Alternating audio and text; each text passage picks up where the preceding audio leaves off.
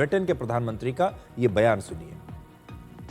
I can confirm today that together with President Macron, I will convene a summit of leaders this week to drive forward the international effort we have built in recent weeks, bringing together dozens of countries to ensure freedom of navigation in the Strait of Hormuz.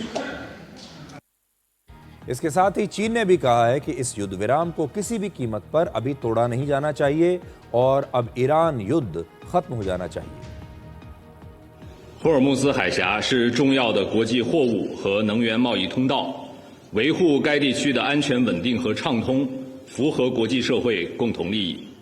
海峡通航受阻的根源在于伊朗战事，解决这一问题的出路是尽快停火止战。各方应该保持冷静和克制，中方愿继续发挥积极建设性作用。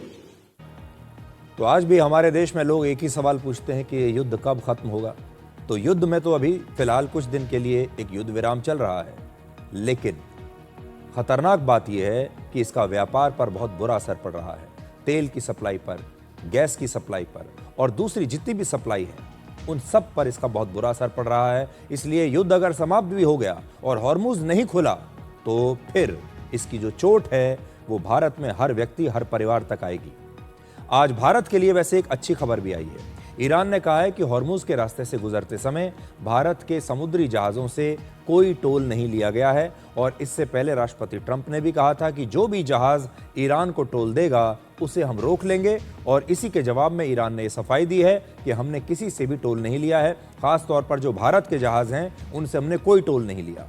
Bharat का लगभग आधा कच्चा तेल और LPG इसी Hormuz के रास्ते से ही आता है और इसीलिए अगर ये रास्ता नहीं खुलता है तो फिर ये भारत के लिए भी एक बुरी खबर है और सप्लाई पर इसका असर पड़ेगा। उसकी वजह से महंगाई बढ़ेगी और महंगाई से फिर आप जानते हैं कि महंगाई भारत के हर परिवार, हर घर में प्रवेश करेगी, जिससे सबकी जिंदगियां जो हैं वो कुछ हद तक प्रभावित होंगी। अब देखिए, पाकिस्तान की राजधानी इस्लामाबाद में अमेरिका और ईरान के बीच लगभग 21 घंटे की बातचीत हुई, लेकिन पूरी दुनिया में सिर्फ इस बात पर चर्चा हो रही है कि आखिर इस्लामाबाद में यह बातचीत क्यों टूटी।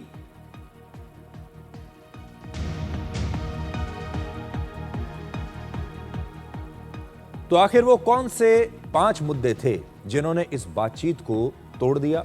बहुत जल्दी से संक्षिप्त में, आसान भाषा में हम आपको बताते हैं कि इस्लामाबाद में जो बातचीत हुई वो सफल क्यों नहीं हुई। तो पहला मुद्दा यह है कि स्ट्रेट ऑफ हॉर्मुज पर नियंत्रण किसका होगा। दुनिया का लगभग 20% तेल इसी रास्ते से आता है। ईरान इस पर अपना कंट्रोल नहीं छोड़ना चाहता और अमेरिका ने यह शर्त रखी कि यह रास्ता पूरी तरह से खुला होना चाहिए और ईरान इस पर किसी से भी कोई टोल नहीं वसूल सकता। ईरान के लिए यह उसकी सबसे बड़ी रणनीतिक ताकत है क्योंकि इसी के जरिए वो पूरी दुनिया की तेल सप्लाई पर दबाव बना सकता है। इसलिए वो हॉर्मुज से अपना कंट्रोल हटाएगा नहीं और ये पहला मुद्दा था। अमेरिका चाहता था कि हॉर्मुज को तुरंत खोलो और ईरान ने कहा कि हम नहीं खोलेंगे और हमारा कंट्रोल हॉर्मुज पर रहेगा। हम तय करेंगे कि हॉर्मुज कब खुलेगा। दूसरा, ईरान के पास लगभग 400 किलोग्राम यूरेनियम है। इसे प्रोसेस करके ईरान कभी भी 10 से 11 परमाणु बम बना सकता है। अमेरिका की सबसे बड़ी शर्त यह थी कि ईरान अब कभी परमाणु हथियार नहीं बनाएगा और इसके लिए उसे ये सारा यूरेनियम अमेरिका को सौंप देना चाहिए। लेकिन इसके जवाब में ईरान ने कोई वादा नहीं किया। अमेरिका ने मांग रखी कि ईरान अपना पूरा परमाणु कार्यक्रम बंद कर दे और ईरान ने कहा कि यह शर्त अमेरिका के सामने एक प्रकार से सरेंडर करने जैसी है। इसलिए ईरान चाहता है कि वो अपना परमाणु कार्यक्रम जारी रखे। ईरान इस पर कोई वादा भी नहीं करना चाहता और ईरान के पास जो यूरेनियम है, जिसे वो धीरे धीरे, ऐसा लोग कहते हैं कि प्रोसेस कर रहा है और एक दिन वो इस स्टेज तक आ जाएगा कि ईरान परमाणु बम बना लेगा। उसके लिए अभी दोनों जो देश हैं उनके बीच कोई सहमति नहीं बन पाई है और ईरान अपने इस यूरेनियम से अलग नहीं होना चाहता। वो इस यूरेनियम को सौंपना भी नहीं चाहता अमेरिका को या फिर किसी और देश को। तीसरी बात, ईरान के लगभग 2.5 लाख करोड़ रुपए के एसेट्स विदेशों में जब्त कर लिए गए हैं। ईरान चाहता है कि यह पैसा उसे तुरंत वापस मिलना चाहिए, लेकिन अमेरिका इसके लिए तैयार नहीं है। ईरान के जो फ्रोजन एसेट्स हैं दुनिया के अलग अलग देशों में, ईरान कह रहा है कि पहले ये सारा पैसा हमें दीजिए, इसे डी फ्रीज कीजिए और उसके बाद ही हम बातचीत करेंगे। चौथा, ईरान 40 दिनों के युद्ध में हुए नुकसान का पूरा मुआवजा चाहता है। इस युद्ध में ईरान को 13.5 लाख करोड़ रुपए का नुकसान हुआ और उसके लगभग 3,500 लोग मारे जा चुके हैं। लेकिन अमेरिका ने मुआवजे पर कोई भी स्पष्ट जवाब नहीं दिया कि वो कितना मुआवजा देंगे भी या नहीं।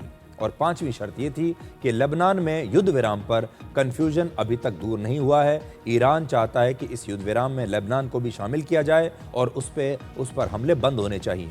लेकिन इजराइल लगातार लेबनान में हिजबुल्लाह पर हमले कर रहा है। अमेरिका चाहता है कि ईरान हमास, हिजबुल्लाह और हूती विद्रोहियों जैसे आतंकवादी संगठनों को समर्थन देना बंद कर दे। लेकिन अमेरिका की ये शर्त ईरान को बिल्कुल मंजूर नहीं है। तो ये 5 मुद्दे ऐसे हैं जिनकी वजह से ये बातचीत टूट गई। तो पाकिस्तान की राजधानी इस्लामाबाद में 11 अप्रैल से लेकर 12 अप्रैल तक लगभग 21 घंटे तक ये बातचीत हुई और इस बातचीत में अमेरिका की तरफ से उपराष्ट्रपति जेडी वांस, डोनाल्ड ट्रंप के स्पेशल एडवाइजर स्टीव विटकॉफ और जैरेड कुशनर भी शामिल थे। और ईरान की तरफ से ईरान के विदेश मंत्री सैयद अब्बास अरागची और ईरान की संसद के स्पीकर मोहम्मद बागर गलीबाफ ये वहां पर बातचीत करने के लिए आए थे। अब ईरान का आरोप है कि अमेरिका ने बातचीत के दौरान बार बार अपनी शर्तें बदली और आखिरी समय पर अमेरिका ने ईरान पर दबाव बनाना शुरू कर दिया। ईरान के विदेश मंत्री ने सोशल मीडिया पर लिखा कि 47 वर्षों में पहली बार अमेरिका और ईरान के बीच इतने बड़े स्तर पर सीधी बातचीत हुई, लेकिन अमेरिका के सख्त रवैये की वजह से यह बातचीत फेल हो गई। उन्होंने कहा कि जब हम समझौते के बिल्कुल नजदीक थे तो अमेरिका अपनी शर्तें बार बार बदलने लगा और हम पर दबाव बनाना उसने शुरू कर दिया। अमेरिका के उपराष्ट्रपति जेडी वांस ने कहा कि ईरान की जिद की वजह से ही यह बातचीत टूट गई और समझौता नहीं हो पाया।